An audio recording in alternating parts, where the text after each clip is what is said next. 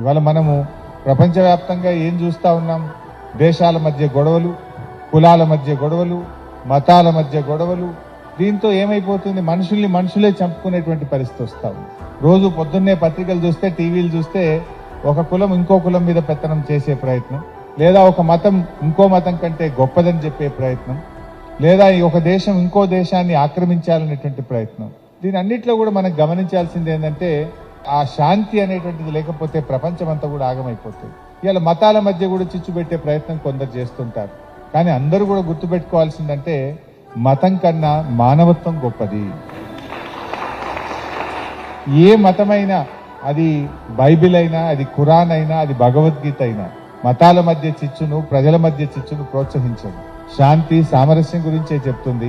ప్రజలు ఐక్యంగా జీవించాలనే చెప్తుంది.